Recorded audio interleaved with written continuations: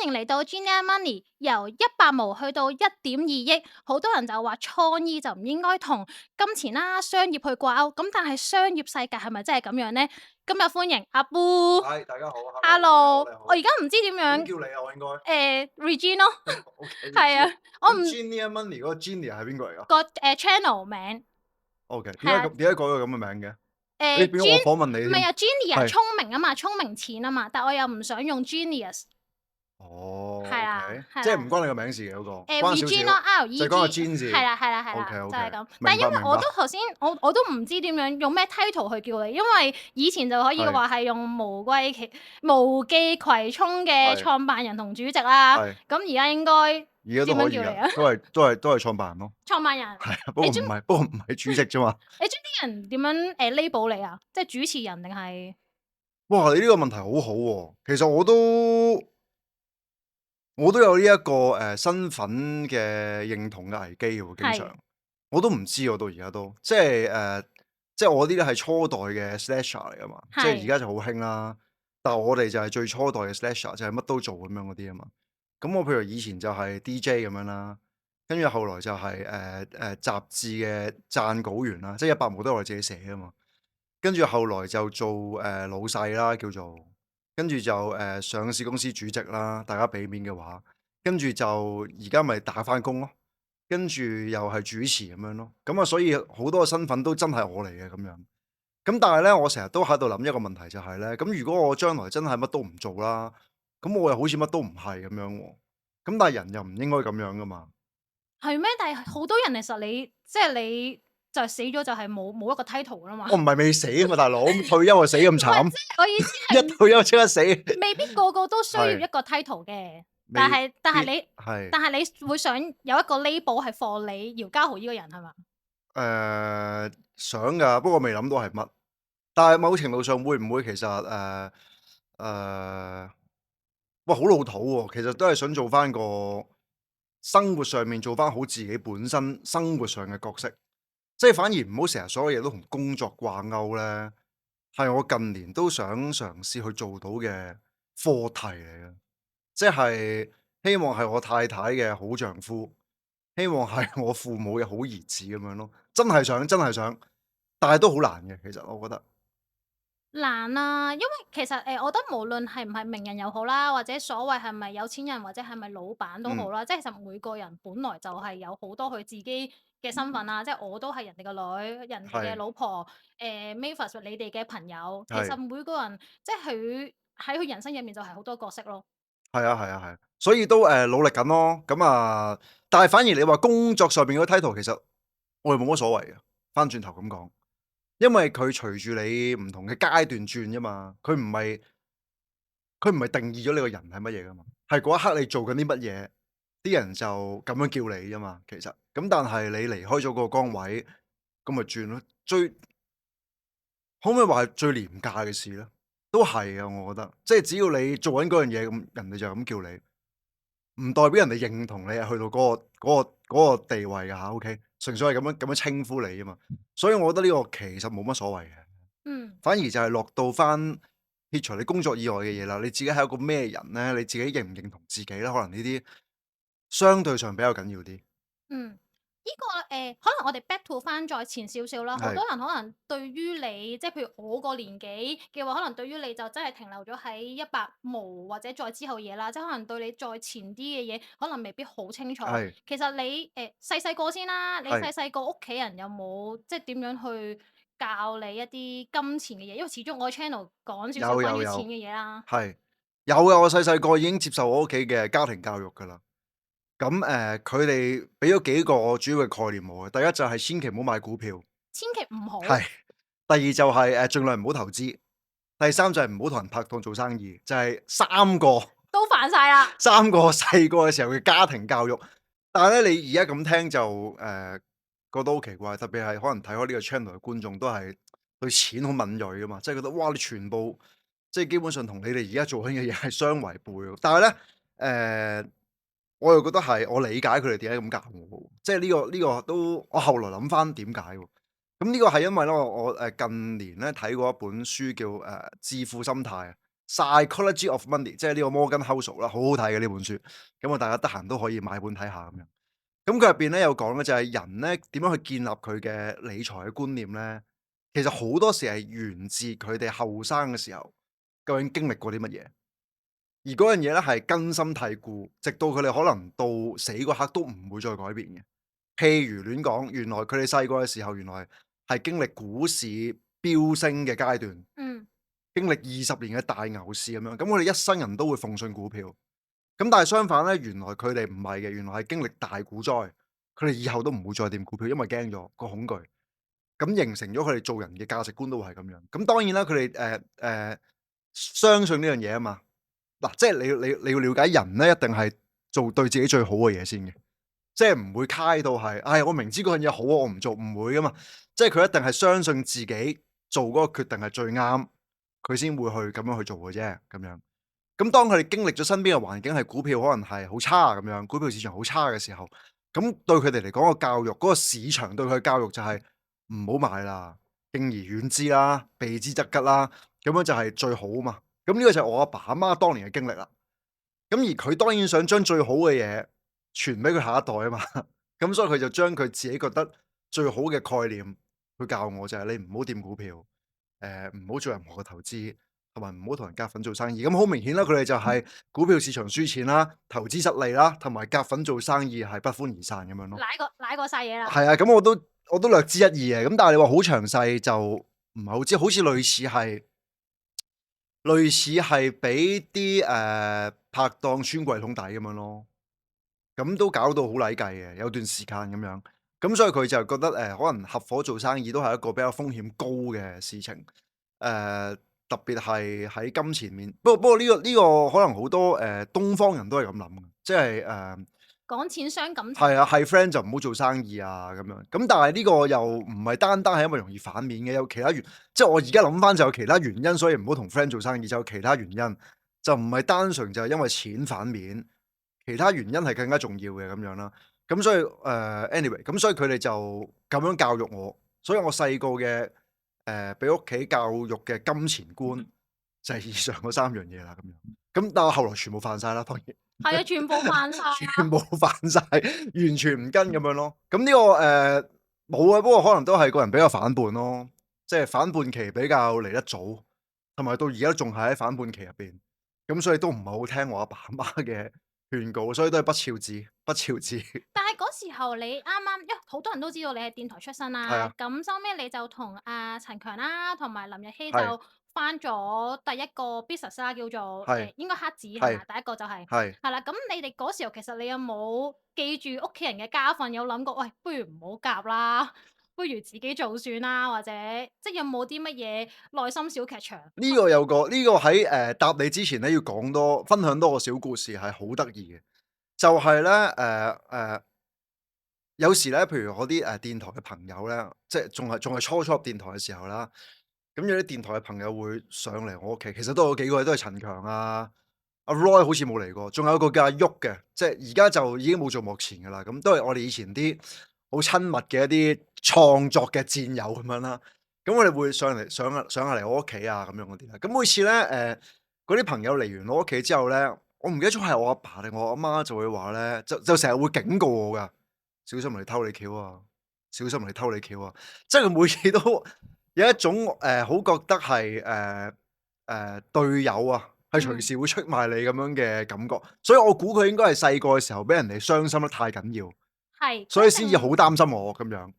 好啦，咁啊翻去你問嗰個問題啦，你問咩話？你哋三個開頭夾份嘅時候，你有冇諗過，即係唔同佢哋夾，或者點啊，解最後會同咗佢哋夾？係啦係啦，咁因為前一段咧，佢成日都話小心人哋偷你橋啊，咁但係我內心知道就係，唉，邊有人偷我橋啊？我偷人橋啊有，即係好勁啊嘛！其實當時我同我一齊共事嘅人全部都好勁啊嘛，我恨不得可以同佢哋合作多啲啊，或者互相學習。幫助對方咁樣啦，邊有偷唔偷橋咁樣啊？咁所以咧，加上又係反叛期，所以佢咁樣講咧，我就更加覺得要多啲分享自己嘅橋。同埋多啲要同唔同嘅人困多啲橋咁樣，咁所以後來完全係冇諗過話要自己做嘅，即係恨不得有多啲人一齊做啊，其實即係你要揾到志同道合嘅人，其實好困難噶嘛。咁但係嗰陣時商台就係好好嘅一個地方啦，就係聚集咗好多真係想做創作嘅年青人啦。當時我都仲係聚集咗好多想做創作嘅年青人喺嗰個地方，咁所以就醖釀到好多唔同嘅嘢咁樣咯。咁所以呢個都一定係永遠都要多謝翻商業電台咁樣咯。咁但係其實我知道你哋即係雖然我 in person 唔識阿 Roy 唔識阿陳強係啦，但係我喺熒光幕上面或者 social media 上面覺得你三個嘅性格好唔一樣噶嘛。係咩？點樣啊？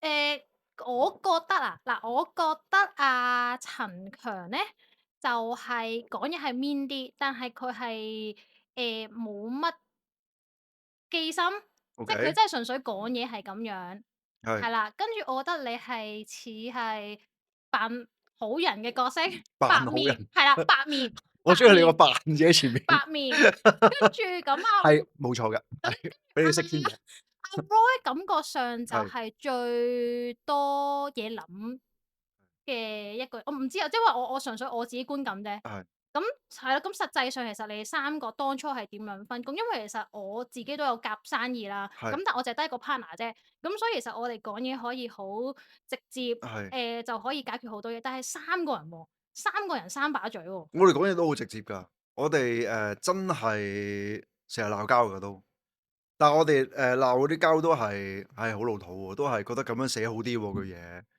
即係成日嗰陣時我哋有段時間都有做過啲訪問嘅，咁都有講就係咧，譬如嗰陣時我哋寫黑字啦，都16、17年前嘅事啦，咁可能係為咗一句短句入邊個逗號句號，究竟我邊度停頓好啲，用邊個標準符號好啲，係可以拗一晚咁樣。咁所以我哋係成日都會嘈呢啲咁樣嘅嘢咯。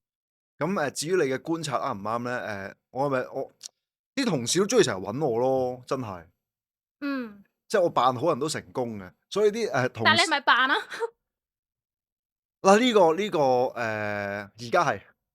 ？OK，直接講啦，而家係。而家係，以前唔係，以前係真係好人，而家係受到社會嘅折磨同埋催逼之下，變成一個衰人，但係想盡量做翻個好人嘅面孔，所以而家係有少少，以前冇，以前冇，但係呢個係一個過程嚟嘅，呢係。個係一個過程嚟，唔係其實你好人唔好人呢啲睇你咩角度睇啦，都係，即係如果你你對太咗人好，你可能你對自己係差咯，就係。未唔好話淨係對自己啊，譬如你。其實你可以係因為你好人而令到成個團隊差噶嘛，嗯，即係好多時候你睇翻做任何嘢，你最好人嗰個係佢做嘅決定係咪好咧？通常都唔係好，即係我又唔想得罪呢個，我又唔想得罪嗰個啊，所以我呢度又唔講，嗰度又唔出聲，嗰度就我自己做晒啦。咁結果你搞到成個 project 查和晒，咁就成 team 人都變成有問題。嗯，咁本身想做好心嗰個仲係唔係好人咧？咁定係原來你早啲去制止所有事發生，你寧願係去用一啲好狠嘅方法去處理咗佢，全部人都覺得你衰嘅咁樣。咁但係你令到成條 team 過到關喎咁樣，咁又係唔係衰咧？咁呢個都係後來我先至做舐多咗嘢啊，我先至明白。咁當然我以前都係一個濫好人啦，即係得，你唔好嘈，得，我處理，得我搞，唔識啊嘛。你細個真係唔識噶嘛，咁你咪用一個覺得對大家都最好嘅方法。咁但係當然後來舐得嘢多啦，咁就發現喂，其實係唔應該咁樣處理事情嘅喎，咁樣。咁咪會做一個衰人咯。咁但係做衰人得嚟咧，我又接受唔到自己咁衰喎。咁所以學你咁講，咪盡量都似翻一個好人嘅狀態，去做啲好衰嘅事咁樣。咁所以就可能會有嗰種叫扮好人啦。咁但係好難定奪嘅，有時你特別係做嘢上面，何為好，何為衰咧，真係好難去定奪咯。嗯。咁但係其實你個人，你中唔中意同事咁樣揾你傾咧？揾我傾啲乜嘢？頭先你話即係譬如公司，我假設有啲嚇係任何事務啦，可能關於公司營運上面，你話啲同事通常揾你，而唔係揾其他人啊嘛。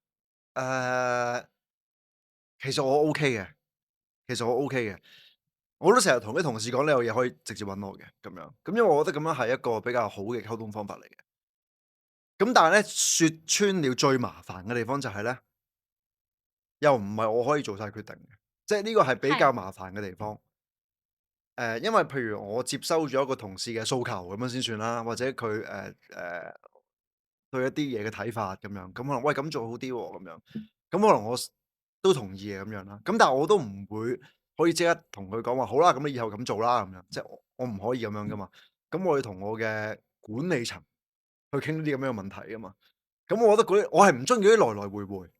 唔中意 admin 嘢。係啦，我係唔中意佢啲來來回回嘅。但係其實你話啲同事揾我傾偈啊，佢哋遇到任何問題揾我啊，其實我係 OK 嘅，即係我都中意同佢哋傾偈嘅咁樣咯。咁係要好多處理嗰啲來來回回，我係覺得比較麻煩嘅。嗯。所以簡單啲嚟講咧，齋聽齋講咧冇問題，但係要跟進我就唔中意，即係我怕麻煩啊，我個人怕麻煩啊。同埋你跟進咧，唔係就咁你跟一次噶嘛，即係你開咗嗰個頭咧，你可能嗰件事係要跟一段時間噶嘛，3個月、半年，即係你要再 review 你跟嗰個方法有冇錯，轉咗呢個制度之後有冇問題等等，你好多嘢要去 follow up 噶嘛。如果唔係你就變咗虎頭蛇尾噶嘛，咁我又好唔中意噶嘛。所以呢部分我就唔中意咯，但係齋傾梗係中意啦，冇責任啊。頭先你有講到話你係一個好怕麻煩嘅人啦，係咁但係其實我見到即係你公司嘅業務，即係以前係由黑紙係去到100毛，去到無記電視，再去到可能你而家即係越嚟越多一啲 offline 嘅 show 啦。咁其實 suppose 一個怕麻煩嘅人係唔會想不斷地去 create 一啲新嘅 project 麻煩自己噶嘛。咁你其實不斷地咁樣轉型，其實 at the end 係因為自己純粹係貪玩，定係真係個 market 推住你去做？冇啊，我呢啲好賤格嘅，即係我一嚟係怕麻煩，二嚟係怕悶。你最唔麻煩嘅就係將嗰啲嘢係咁重複做啊嘛。係啊。但係當你係咁重複做嘅時候咧，就會好悶喎，咁就另一種痛苦喎，就係好悶咁樣。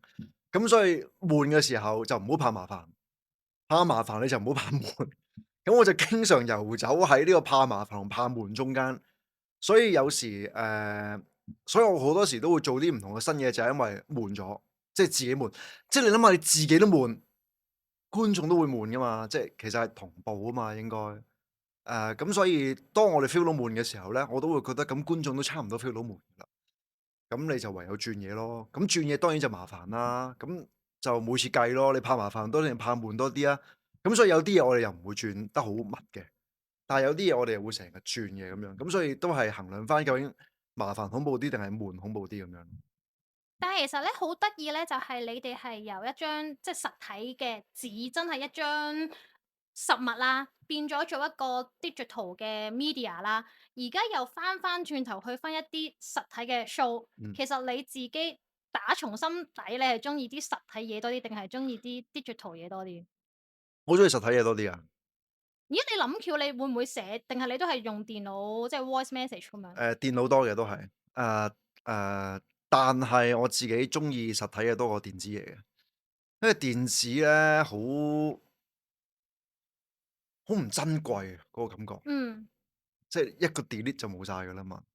雖然紙一把火都可以燒晒，但係你譬如做個 show 咁你人同人之間係接觸多啲啦。譬如我排練啊，到由度啊，到排練啊，到做啊，到觀眾現場俾你嘅反應啊，到你後來諗翻件事咧，嗰樣嘢係直租好多咯，即係完全係兩回事。譬如我哋嚟緊做 talk show 啦，三叔公園交交給大人，交給大人係嘛？係啊，十嗯。月份做 show 啦。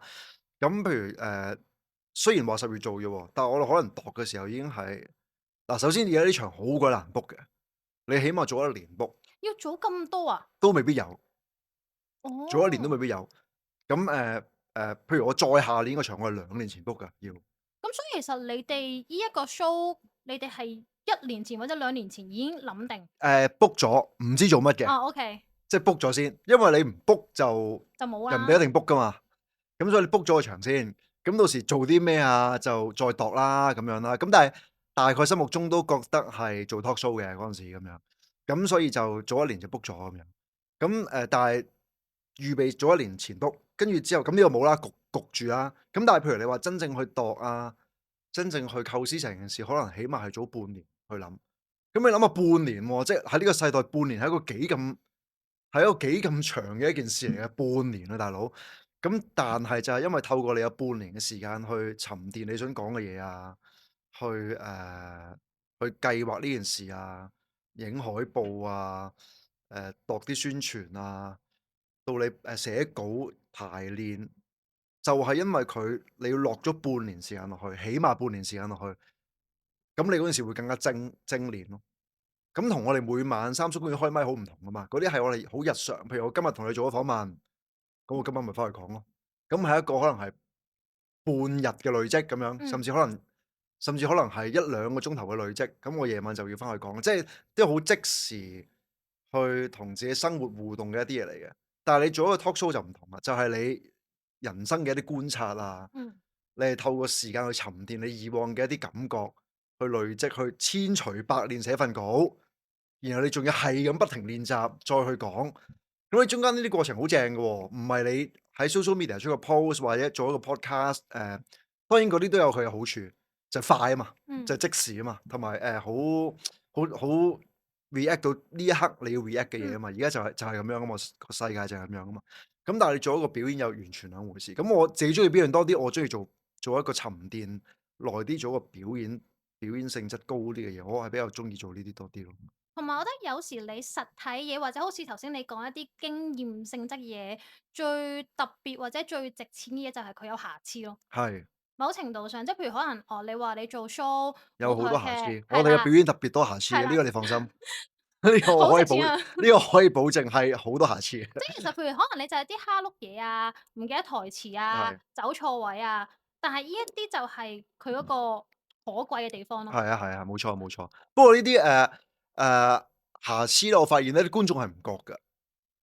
即係譬如上一次咧，我做talk show，三叔公園都係叫 Biology 嗰次我哋嘅處男作啦咁樣啦，有一段咧我成段做錯晒㗎，成段做錯晒。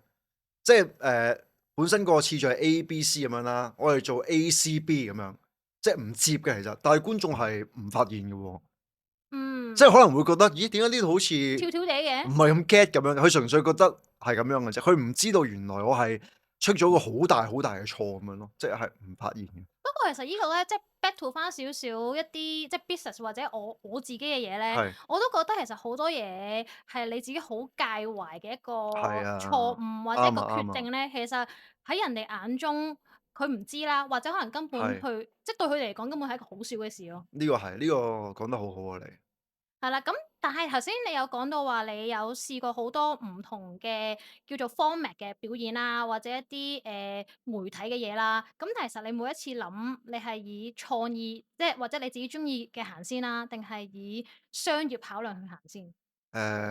一齊諗，一樣咁重要嗰兩樣，唔知係咪受商業電台訓練咧？要商業啊嘛啲創作。我哋成日都話咧，你做一個創作，如果嗰樣嘢係冇唔賣錢嘅，即係唔賣座嘅，咁樣先算啦。咁佢係一個藝術，佢唔係一個商業創作咯。咁嗯。我哋公司做嘅係商業創作，就唔係做藝術嘅我哋。咁當然藝術係更加厲害嘅事情啦，咁樣啦，即係我都好中意啦。咁但係我哋真係揾食噶嘛，揾食就係要做商業創作，就係你表達你要講嘅嘢之餘，其實個市場係會有認受性嘅。咁我覺得呢個先係一個成功嘅商業創作。咁我哋公司一路都係諗商業創作嘅，所以答翻你嘅問題，究竟係創意行先定係商業行先咧？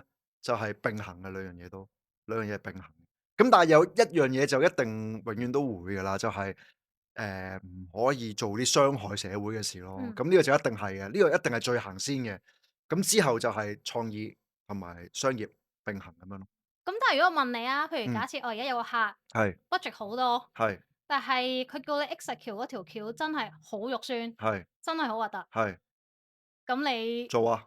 照做？佢啫嘛，咪知唔知係我做嘅先？知我知係係你做啊，我做㗎。係啊，掛晒你個名喺度啊！我會盡量勸佢唔好咯。嗱，我唔係，我經常嘅，其實呢個經常，即係我哋咁多年都係啊，經常都有啲嘢我哋覺得係，其實你咁樣做真係冇咁好喎。咁我哋都會苦口婆心咁樣勸誡啲客戶咁樣嘅。咁托賴咁啲客戶都明白嘅咁樣。咁但係當然就唔係去到話因為妥協啊嘛，即係如果全部跟晒我，就唔係妥協，就我話事啦。全部跟晒佢，咁就其實都可以，因為佢俾錢㗎嘛，去到最後都係。咁但係啲客都聽我哋講嘅咁樣咯。咁但係你話去到真係最後就係佢話唔得，我堅持我一定要咁做啊，我堅持一定要咁做啊。咁我就會話：咁唔出我名得唔得啊？咁樣咯，有㗎有㗎，會㗎，有時都肯㗎佢哋。哦，總之你幫我做就得啦。係啊，咁佢哋肯唔出我名，我咪完全服務客戶嗯，咁樣咯。我又冇問題嘅喎，啲我睇得好開嘅喎，因為我又唔會介意點講咧。嗱，因為有客戶嘅成分喺入邊啊嘛。咁首先觀眾會明白啦，即係呢個唔係完全我主導嘅嘢啦，觀眾應該會明白啦。咁第二就係，咁我又唔係淨係得一個客啊嘛，咁點解我咁多個客做嘅所有嘢都唔係咁，特別係呢一個咁得意咧？咁可能觀眾會理解多啲，因為咧始終兩樣都要，因為嗰個兩樣平衡咧，你唔係淨係按一個 project 去睇嘅，我覺得，即係我係會拉闊啲，係成間公司或者所有 project 咁樣一次過去睇咁樣咯。咁有時有啲客俾多啲發揮空間嚟都會有噶嘛，咁有時有啲少啲，有時多啲咁，咁你要成件事咁樣去平衡咯，我就唔會話就咁單一睇某一件事咁樣嘅，你咁樣好辛苦嘅，因為咁但係盡量我哋都希望每件事都平衡到啦，咁樣啦，咁但係如果真係唔得嘅，咁就咁可唔可以真係隨我名咧？請你可唔可以咁樣咯？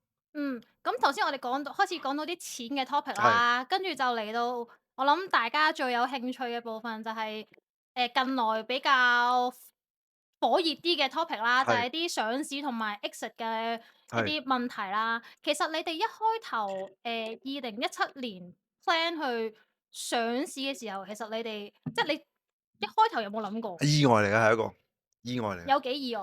好意外。我哋完全都唔係啲咁嘅人嚟嘅，即係我哋唔識呢啲嘢嘅其實。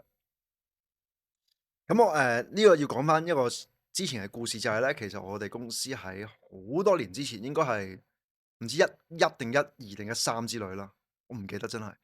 咁嗰陣時咧，明報係買咗我哋10%嘅，即係好耐之前嘅事。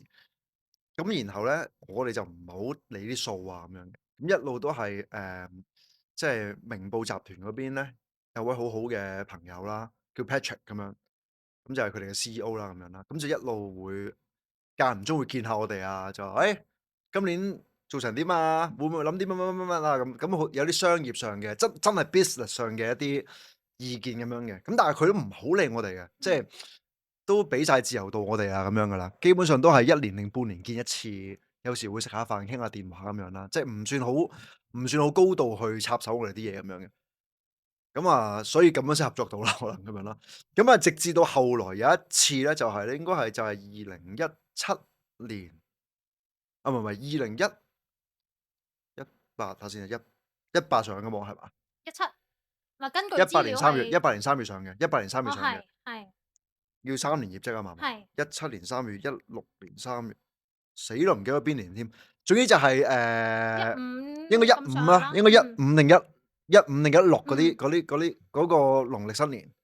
咁當時我就喺維園就賣緊熟食，咁然之後咧，嗰個 Patrick 就CEO Patrick 就過嚟揾我同阿陳強，就我同陳強負責看檔嘅嗰年，阿 Roy 好似做緊 show 咁，類似係咁樣，咁所以就我同陳強負責搞嗰個熟食，咁佢就走嚟同我哋講就話：喂，上市咯喎，可以夠數喎你哋，咁我哋完全唔知咩嚟㗎啦。跟住佢就解釋咗俾我哋聽，嗱，因為咁，所以你哋咁樣。咁如果你做下年同定後年咧，都做翻呢個業績咧，其實你就絕對夠晒啦。咁就問我哋有冇咁嘅諗法，咁我哋完全唔識，就話唔知咩嚟嘅喎。咁佢就話你哋考慮下啦，其實都係一件好事嚟㗎咁樣。咁我哋傾完就覺得，咦，幾得意喎，都好似真係咁樣，覺得幾過癮喎。咁所以就岌頭就做呢個咁樣嘅 project 咯。你哋考慮時間係幾耐啊？一個 weekend。咁快？冇啊，我哋唔識噶嘛，真係，純粹就係覺得，咦，有冇趣啊，得唔得意啊，有啲咩風險啊咁樣。好型喎咁樣。個風險就係咩咯？個風險就係因為你要好貴啊嘛上市，係，即係講緊可能係你應該我冇記錯啦，因為唔係我搞啊，陳強搞啊，所以你應該揾佢訪問。如果關於呢一部分，佢會熟好多。好似係由你去申請，跟住你要做好多文件嘢啊，你要揾到好多 professionals 幫手啦，咁樣啦。就算唔成功，都好似硬骨係要過千萬。嗯，咁然後如果你成功咗咧，因為一路去一路去，佢會知道你成唔成功噶嘛。嗯，咁如果一路去，你大概會成功咧，就越嚟越俾得多，越嚟越俾得多。好似最後係要俾千幾二千萬咧，先至搞到嘅，最後係要咁樣咯。咁呢個係我哋嗰陣時唯一一個比較掙扎嘅地方咯。始終嗯，孤寒啊嘛，個人都係計數咯。計數計數計數。咁嗰陣時純粹覺得都幾得意同埋幾過癮，咁所以就做咗個咁樣嘅決定。咁所以你話係咪好明白、好了解一件事咧？其實當時嚟講唔算好了解，所以其實嗰時你係連投資都未開始噶嘛，因為我知道你係近幾年先開始投未開始，資噶嘛。未開始，所以嗰時候即係同你講話，哦，而家上市唔識。啦，pre-IPO 啊、IPO 啊，各樣嘢，哦咩嚟㗎？咪嗰陣時開始聽咯，嗯，嗰陣時開始聽係大概知係啲咩事咁樣咯，但係咁但係 一定唔了解咯。OK，到你上咗市啦，即係成為一個叫做上市公司嘅主席啦，你主席係猜包剪揼嘅啫，即係呢個其實冇講過，因為三個都唔想做啊，咁都有人做㗎，咪猜包剪揼咯，咪就我猜輸咗咯。咁兒戲，跟住佢兩條友仲衰啦，話唉我哋每年轉一次啦，冇再轉過啦。自此之後當然咁就叫咗我做咁樣咯，即係覺得係即係覺得係個整蠱嚟嘅，你明唔明啊？OK，即係我係咁樣睇件事啊！喂，邊個做啊？猜咯，即係我哋輸咗好一百毛咯嗱，仲要唔係贏嗰個做喎，你要理解翻喎，係輸嗰個做喎，咁樣咯。咁我就猜輸咗咁樣。好一百毛，即係等於嗰日去敲鐘嘅時候，最後係的神敲，的神去係啊咗，係啊去咗做代言人，係代啊，演講人。就係咁。咪所以其實即係戴翻個頭盔先，好衰嘅，其實咁樣唔應該嘅，即係咯，唔應該咁樣嘅，好正經嘅一樣嘢嚟噶嘛，即係猜包剪揼嗰度啊，我講，咪敲鐘嗰個冇問題啊，我覺得係，的神敲鐘。乜呢啲你內部公司決定啫。係啊係啊係啊係，OK 嘅 OK 嘅。咁去到上咗市啦，上咗市之後，同你心目中一間上市公司，你又覺得有冇分別？有冇分別啊？咪就係覺得好麻煩咯，即係麻咧煩係在於邊度啊？唉，即係要同好多股東個 board 去交呢個代好多係啦，同嘢。埋仲要就係咧，你原來要出業績嘅喎，即係我哋都唔知原來要出業績，即係出業績嘅意思就係咧，你每半年啊，係，就係話俾人知究竟你呢半年做生意做成點啊，咁我覺得好痛苦啊，你同埋咧啲人好中意報我哋噶嘛，係啊，你都係媒體嚟㗎嘛？唔係你唔係啊，即係唔係？不過可能係因為呢個係錯啊，呢個係錯啊，因為我身在其中，所以特別放大咗啦。但係我自己嘅感受啦，呢個我嘅感受我就覺得好痛苦，即係我盈警又報，盈喜又報，賺錢又報，蝕錢又報，賺多咗做多咗生意又報，做少咗生意又報，總之乜都報，好大壓力啊！我覺得即係好唔中意啊，其實。你唔中意嘅點係你覺得即係嗰個太過透明啊，定係你唔中意做你要報業績之前嘅嗰一堆工作？嗰堆工作唔使我做，因為我唔識噶嘛，都係同事做啫。我唔中意我唔中意我變咗我每日翻工，我都會擔心嗰半年或者嗰一年嘅數字，嗯，我好唔中意，令到我做好多決定變咗，我要去諗就係，咦我做呢個決定可能會影響到嗰粒數字，然後就會咁樣俾人寫啦。唔係，其實好戇居嘅呢個。其實只要你放下唔介意就得噶啦。但係奈何，係咯因為你以前但係奈何我做唔到，但係奈何我做唔到咯。但你我上市之前，其實你哋係冇介意過呢樣嘢嘅喎。冇唔會報出嚟啊嘛，因為嗰陣係啊，所以時上市之後，因為你同太多嘅人去做報告，所以就唔係啊，到你唔介意咯。因為我真係要血淋淋交嗰粒數字出嚟啊嘛，你冇得造假啊嘛，係咪？即係香港好完善嘅制度啊嘛，喺呢方面你冇得造假，咁所以嗰啲數字都係真係呈現咗你間公司發生嗰啲咩事咁樣，咁所以我諗呢個業績業績係其中一個我覺得令我都好痛苦嘅一件事咯。同埋仲要咧，你譬如你唔係淨係半年一年嘅喎，有時譬如你知道自己嚟緊半年或者一年咧，即係我後來先知啊，呢啲都係，你知道嗰個季度唔得咧，你要預先話俾人聽，你已經知道唔得㗎喎，咁樣咯。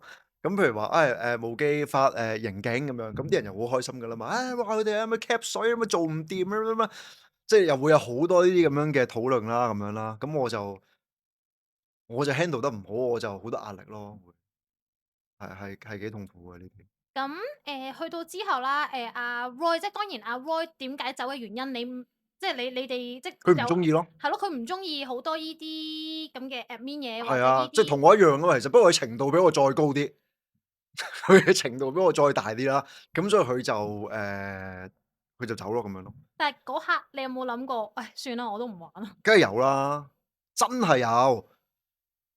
嗰陣時我哋直頭研究咧，有研究過啊，就係咦，可唔可以唔再上市啊咁？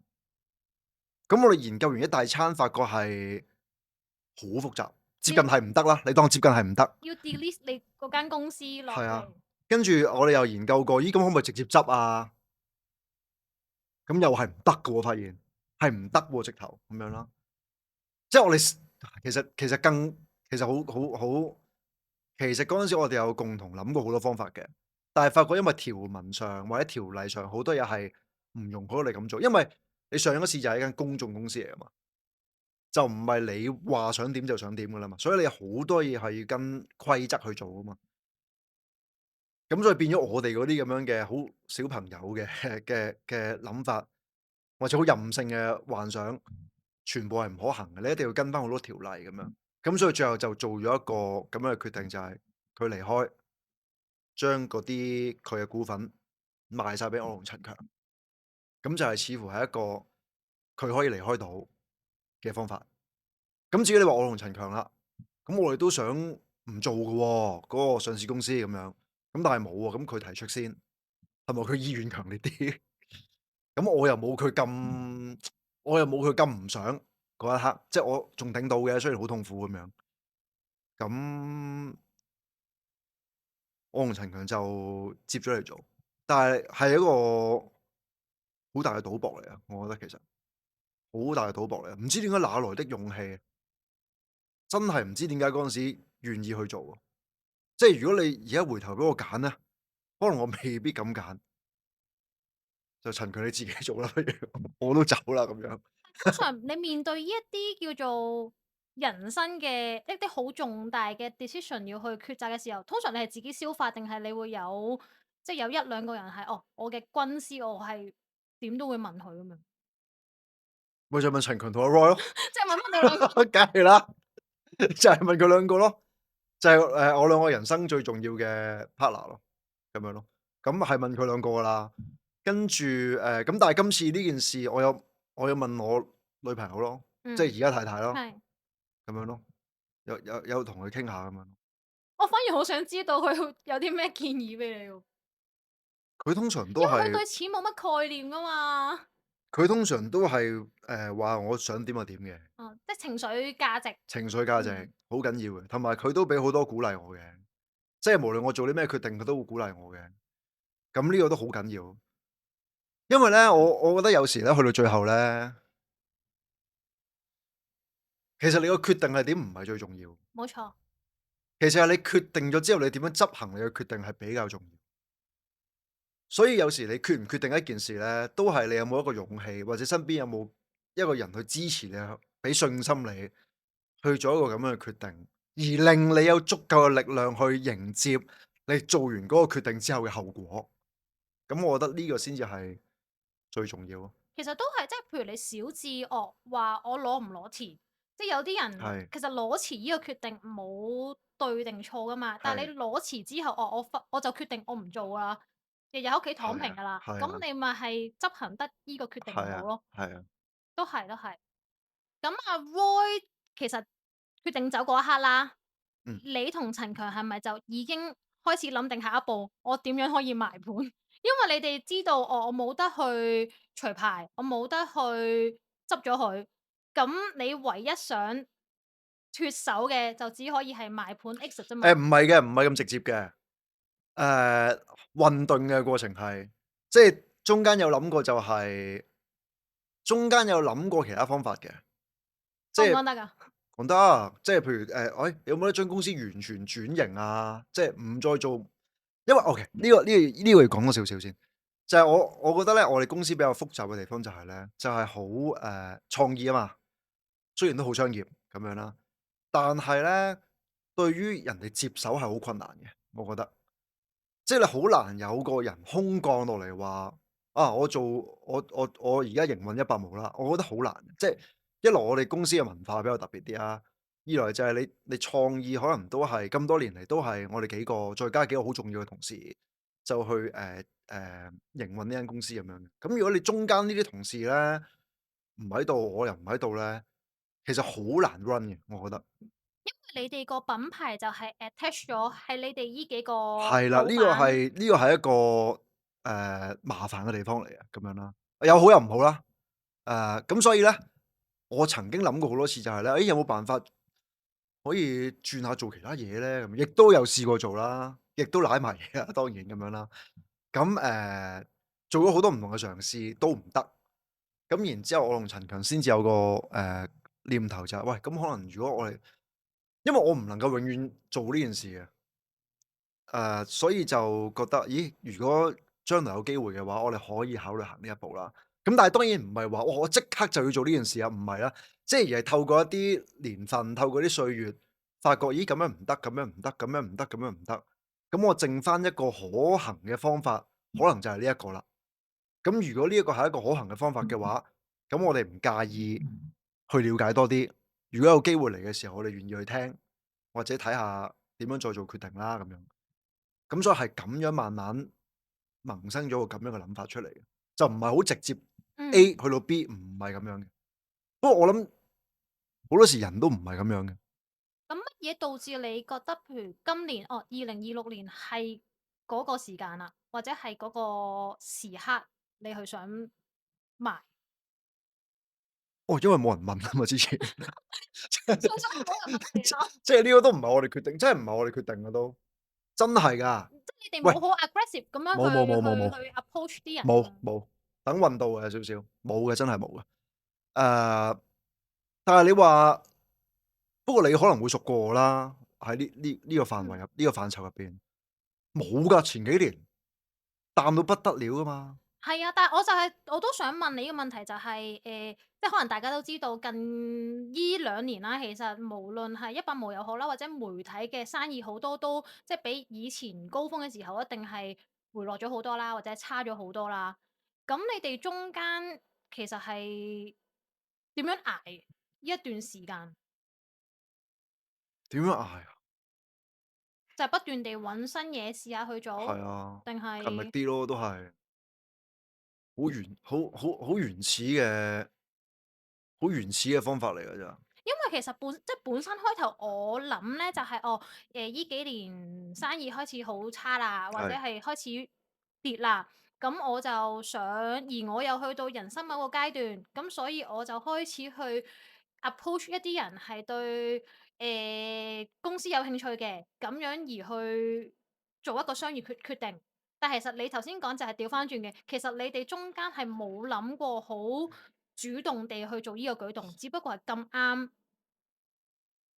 所以所以我哋做生意唔叻咯，其實真係啊，即係做 business 嘢唔係好叻，即係我哋唔係好識做你講嗰啲嘢嘅，其實我哋似係咩咧？我哋似係淨係匿埋自己做，自己覺得自己做得好嘅嘢，就係咁樣啫。咁但係我覺得如果你咁樣做嘅話，你真係做得好嘅話咧，其實都好足夠嘅咁樣。即係我哋係相信呢一套多啲嘅。咁但係我又唔係完全冇 explore 其他嘢嘅，即係我哋都有做嘅。咁但係最後都唔係好成功咁樣咯。咁如果成功咗，大家就會見到啦；唔成功就見唔到咁樣咯。即係譬如我哋之前有做過一個 business 咧，叫做Bad Limited 啊係做乜嘢嘅？，BAD Limited，係即係壞做極有限啦，咁嘅意係。思啦。係做啲咩咧？係做送禮嘅生意嘅。因為咧我哋咧成日都覺得咧，去啲商業嘅飯局啊、商務飯局啊，或者上去拜會啲客戶咧，成日有個好頭痕嘅問題嘅，就係死啦，帶啲咩上去咧咁。諗唔到就送走㗎啦。係啦，通常都係咁樣啦。咁我又唔飲酒喎嗰陣時，咁我唔識啦咁樣啦。咁一係就買果籃，但係好似有啲抽住上有啲去咁樣。有少少僾啦咁樣啦。咁所以就喺度，因為呢一個咁樣嘅痛點啊，覺得就喺度諗如果我做一個賣禮物嘅公司，就專係解決呢啲咁樣嘅問題嘅，可能覺得有得做喎咁樣。咁於是乎咪成立咗一間 Bad Limited 嘅公司，咁就係做好多唔同嘅有少少創意擺落去嘅一啲禮物盒咁樣啦。咁真係唔識做啊嗰陣時，第一次做一啲咁樣要做埋生產嘅生意咁樣。咁嗰個唔識做，我覺得最唔識做嘅地方就係咩咧？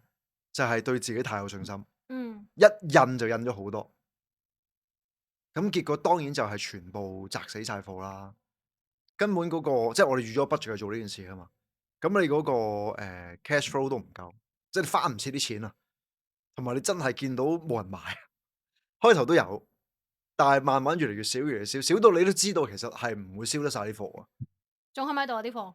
冇啦，最後拆散間平賣俾人，同埋俾嗰啲 partner。我哋同另一個 partner 合作嘅咁樣，咁佢又係本身做開啲電商嘅，咁所以好平咁賣晒俾佢，有啲送咗俾人咁樣。咁嗰個係一個好慘痛嘅經歷咯，即係我諗應該可能係3個月至半年之內，就輸咗300-400萬噶啦，咁樣即係印全部都係印貨嘅錢咁樣咯。咁嗰個就係一個即係而家諗翻轉頭都係一個幾好嘅經驗，但係當時係一個好慘痛嘅經歷，因為嗰單嘢之前咧，我哋成日講笑咁講嘅就係引以為傲嘅地方就係咧，我哋做咁多單嘢咧係未輸過錢嘅，嗯。單單賺，就唔好理我賺幾多，總之單單都係正數嘅咁樣。咁但係一鋪就翻晒嚟啦嗰次咁樣。咁嗰個歲月咧，令到我同嗰陣時阿 Roy 走咗啦已經。咁嗰件事咧就令到我同陳強咧一個打擊好大，其實有一段時間都乜都唔好咁做，即係好多質疑啊對自己，即係喂點解會做啲咁差嘅決定咧？點解可以累到公司蝕咁多錢咧？誒係咪其實你其實係咪你其實係睇得自己太高？即係以往係幸運嚟嘅，即係當個運氣唔喺度，你咪就係見真章咯。咁呢個就係你本身應該你做生意嘅資質或者你嘅上限就喺呢度啦，咁樣。即係好多問題問自己咯，嗰陣時應該係2021度啦，應該係。跟住嗰年咧係成年都唔知做咩，咪就係即係個人翻工，但係其實唔係翻緊工，好冇心機嘅嗰陣時。咁結果就諗下諗下，算啦，去結婚啦咁樣。沖喜係嘛？揾嘢沖喜。係啊，跟住就21年啊嘛，嗰陣時係21年年中啦，嗰陣時應該係，跟住21年年尾已經知道死梗嗰個生意，所以22年年頭就去結婚，係咪？有冇記錯啊？係2022年2月22我都記得啦。係，但係我係21年做嗰個嘢啊嘛，有冇記錯？係咯係咯係咯，應該係21年，跟住就去結婚，跟住然後都係好頹，都係好頹，跟住22年就去咗一年旅行。嗯。就係咁樣啦，嗰段時間係幾困難嘅，最困難疫情，冇生意，懶醒轉型，再蝕金啲，跟住即係全部嘢都一齊發生，所以係阿 Roy 走啦，都係同一年好似，咁所以嗰年都過得比較痛苦。而家回想翻轉頭，其實通常你面對成功，你會好容易，即係我哋叫做一朝得志啦。但係係反而你面對失敗，你學嘅嘢可能係仲多。係。咁你其實回想翻，可能就係嗰兩年2022、2023呢兩年，咁你覺得你自己得着最多係咩啊？21年我嘗試轉型做嗰啲嘢啦，衰咗啦，跟住就一沉不起啦，有段時間。跟住我都喺度問啊，仲有啲咩可以做咧？咁但係當然你係咁否定自己噶嘛會，跟住到結完婚心情好啲啦咁樣，咁同埋有啲偶然機會啦，因為我結婚咁我就請翻啲好耐冇見嘅人啊，都會打俾佢哋咁樣啦。咁啊又請阿迪偉啊、攤叔啊，咁啊攤叔我好耐冇聯絡，咁我記得我派帖俾佢嗰陣，咁啊派帖俾佢，咁我上咗佢 studio。跟住佢就話：「有冇諗住做翻？有冇諗住我、你、迪偉三個做翻節目啊？」咁樣佢好 casual 一句嘅啫。，K K 地咯，K K 地啦啩，K K 地啩。誒，其實都 casual 嘅，因為譬如我想佢想，我迪偉可以唔想噶嘛。嗯。咁所以你嗰個如果你太認真都冇乜用啊，我覺得。所以都係 casual 問下咁。咁嗰陣時我你又知道我心情好差啦，嗰陣時即係工作方面，即係冇信心啊，咁樣唔係心情差，冇信心。咁我又覺得咁既然佢問到，咁好似喺我芸芸咁多樣識做嘅嘢入邊，咁我都算識做啩，都唔係好肯定啊，其實都冇乜信心啊。咁咪又試下問迪偉咯，咁迪偉推我咪唔使諗咯，即係嗰陣時純粹係咁啊，即係有時咧一啲懶人嘅決定方法就係咧，咁等佢推我咯咁樣。點知迪偉佢冇推我喎，咁所以就約咗三個人出嚟，就喺海港城食咗個 tea 咁樣。咁主要可能都係因為大家都好多年冇見啦咁樣。我同迪偉單獨有見，我同攤叔真係單獨好耐冇見。咁我諗迪偉同攤叔都好耐冇見。咁但係我哋三個咁樣見面咧，對上一次就應該係我離開商台之前啦，就應該可能係2015啊、16啊，類似嗰啲啦，我唔係好記得。定13咧，死啦！2013，跟住咧，咁所以係十幾年冇見10年冇見。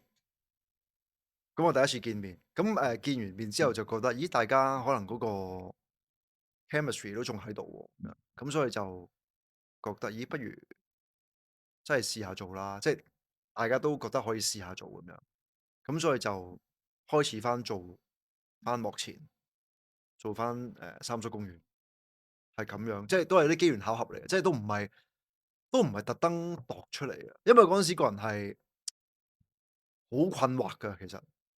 就算譬如我當日度出嚟咧，我諗我都未必有一個好大嘅信心去執行咁樣，咁係攤叔踢一踢我，我又覺得可以，然後咁樣困出嚟嘅一件事。咁其實你都試過好多次唔同嘅 startup 啦，即係你係由黑紙開始，你都係由零開始 build，跟住100毛又係由零開始 build，或者可能去到而家細緻 channel 咁講，可能三叔公園、會80唔嗯。同嘅 show，你都係由零開始去 build。咁你覺得，譬如有人想同你講啦，我想做一個 startup，你覺得做 startup 最緊要嘅一個心態或者一個要素係啲咩？因為其實有好多人佢係做生意好叻，但係佢做 startup 唔叻咯。對我嚟講係揾適當嘅人，揾適當嘅伙伴去做呢件事啊，一個人好難。即係我都好好彩，我做每件事都遇到適當嘅人，好嘅人同我去做一件咁樣嘅事咯。譬如黑子阿 Roy 阿陳強，100毛都係佢兩位咁樣啦。咁三叔公園就有少少前因嘅，就係因為商台眾落嘅咁樣。咁當然阿迪偉同攤叔其實我前輩啦，咁兩位都好好啦咁樣，都係撞啱一啲好嘅人咁樣。咁所以做 startup 我覺得最緊要係揾到啲同你志同道合嘅人咯。所以咧，呢個翻最開頭我哋有講過咧，就係話唔好同朋友做生意啊。其實咧唔係因為同朋友會反面啊，為錢，唔係咁唔係呢個原因啊。係因為你朋友其實未必係同你做生意上面志同道合嘅人嚟嘅，未必啱位。未必啱位啦，或者你需要嘅能力唔係你朋友可以俾到你嘅。咁所以我覺得你做 startup 一定要揾啱嘅拍檔。咁而揾啱嘅拍檔之前咧，咁你就要知道自己你嘅強項係乜嘢，你嘅弱項係乜，就揾啲人去彌補你嘅弱項啦。咁我覺得係咁樣。咁但係又唔係絕對嘅，即係咧我有幾年咧，成日喺度諗咧，我同陳強同阿 Roy 三個嘅問題係咩咧？太相似嘅 background。嗯。即係大家都係創作底啦，都係嚟自商台啦，都係唔識得 IT 啦，唔識得會計啦，都係純創作人啦咁樣啦，同埋都係文字底多啲咁樣啦。咁我曾經有諗過如果我哋其中一個咧係有 IT 底嘅就好啦，如果我哋其中有一個咧係有數底嘅就好啦咁樣。咁我都有諗過呢個問題，但係有時咧我又會翻轉頭諗就係咧，如果係咁咧，可能唔會行得咁遠咯又。嗯。所以咧，即係其實講好容易嘅，即係揾啲咧啱啱好嘅困埋一齊咁樣，但係又唔一定係要咁樣。我又覺得冇話一定咁樣啱，冇話一定咁樣啱。因為如果你諗下，有樣嘢永遠都係咁樣就一定係啱嘅，咁大家都照倒冇咁做啦。咁所以所有建議都係廢嘅，其實。嗯。咁你成個 journey 啦，即係可能你叫做創作或者創業嘅生涯，即係有20年有冇啊？廿創作定創業啊？即係創業創作，即係譬如創業我有哋10年咯，10年、16年。16年係啦。創作我就05年開始入商台咯。我當你創業啦，咁計啦，16年啦，16年以嚟，你而家回想翻，你最中意邊個身份啊？創作者啊，老闆啊，定係我最而家中意啊，員工？最中意梗係同陳強同阿 Roy 啱啱做黑子100毛嗰陣時啦，好開心嘅，好開心，真係好開心。即係你嗰種係廢寢忘餐啊！嗰種廢寢忘餐係你即係我直頭覺得我係唔會再經歷㗎啦。一來就係個年紀歲月唔同咗啦，身體都唔俾我咁做啦，OK。但係嗰陣時係有3個咁樣嘅人可以一齊向前，不顧一切咁樣衝，係最開心嘅歲月咯。即係係不計其數去通頂，為咗件事做得更加好而有好多無謂嘅爭拗，同埋嗰陣時你唔知得唔得㗎嘛，嗰種刺激啊嘛，嗰種每次倒晒落去嘅感覺，其實係好 high 嘅。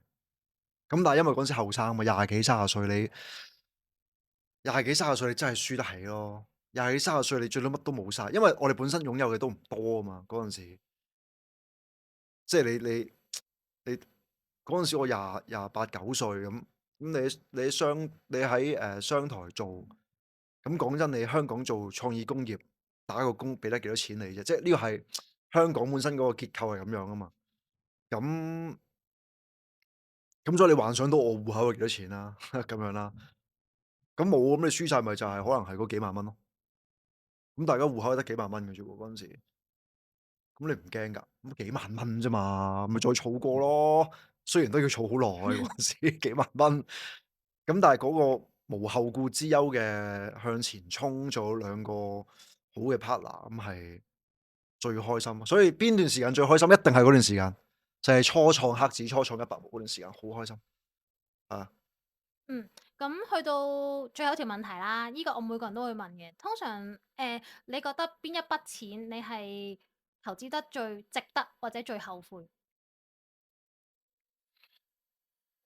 最值得咪最值得就咪當初投資入黑子嗰嗰幾萬蚊？幾千蚊，嗯。我哋投資咗幾千蚊啫嘛，好似第一次係夾咗2000，然之後竟然出奇地好賣。